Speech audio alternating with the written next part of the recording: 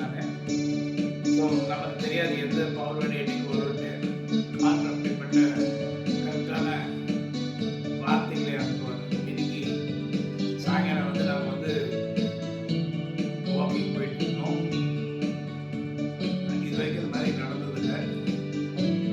போயிட்டு இருக்கும்போது சடனாக அந்த காட்டெருமை இடத்துல வந்து மற்ற நாட்களில் காட்டெருமை பார்த்துருக்கோம், அது ஒயிட்டாக போகும்.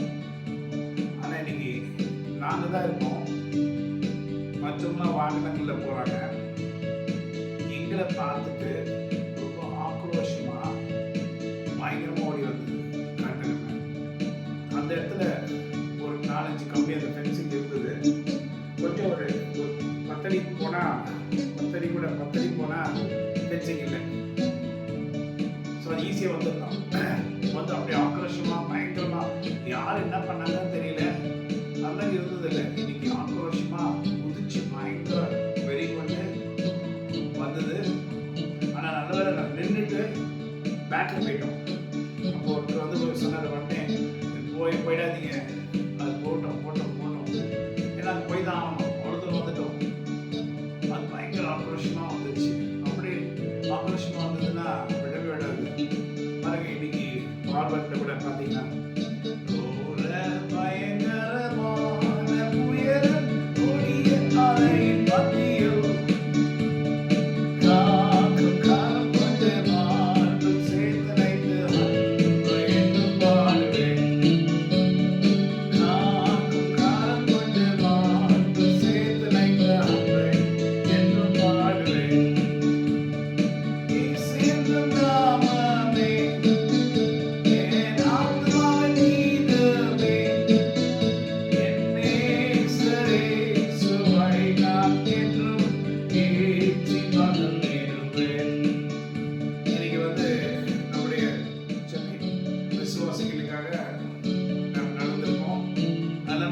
நீங்களும் வந்து என்னோட கூட கோஆப்ரேட் பண்ணி கூட நீங்களும் நடக்கும்படி ஆண்டவர் செய்திருக்கிறார்.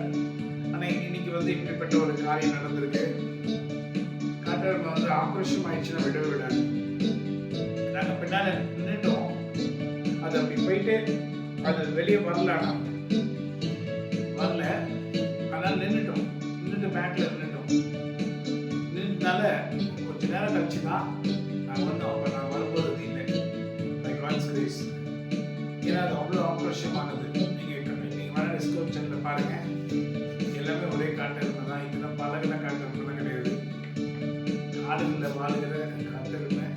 ஆனால் கர்த்தர் கரெக்டாக ஒரு பயங்கரமான புயல், கொடிய அலைகளின் மத்தியில் கரம் கொண்டு கரெக்டாக இன்னைக்கு பார்த்து அந்த பவர்ல அந்த நாளைக்கு உண்டான பவர்ல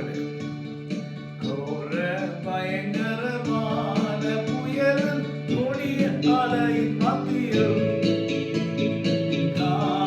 கரம் கொண்டு மார்பில் சேர்த்து வைத்த அன்பை என்று பாடுவேன்.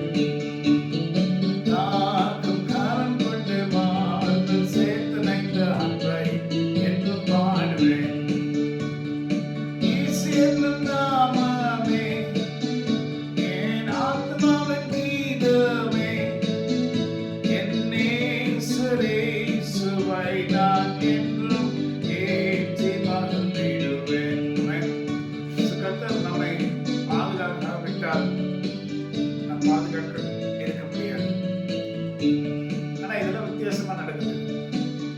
சேலத்துல கூட இந்த பிரபாத் காரைகள் பண்றாங்க. அங்க இருக்கிறவங்க வந்து அதிகமா காசு கேட்டுட்டே இருக்காங்க. கிட்டத்தட்ட 1 lakh மேல ஆயிடம் போல இருக்கு. ரொம்ப முதல்ல அப்படி இல்லை. எல்லாமே சாங்கா ஏதோ தூண்டி விட்டு ஏதோ தடை பண்றதுக்கு முயற்சி பண்ணுவோம். காரியங்கள் நடக்கூடாது. ஒருவேளை இப்படிப்பட்ட காரியங்கள் நடக்குமானா நிறைய பேர் விடுதலை பெறுவாங்க, நிறைய பேர் ரட்சிக்கப்படுவாங்க, மறுபடியும் விழுந்து போனவங்களாம் திருப்பி எழுப்புவாங்க. சாப்பிட்டு பிடிக்கல, இதனால கர்த்தர் கூட இருக்காரு. வேதத்துல நம்ம பார்க்கிறோம், உலகத்துல இருக்கிறவர், இந்த உலகத்தில் இருக்கிறவங்க காட்டுற பெரியவர்.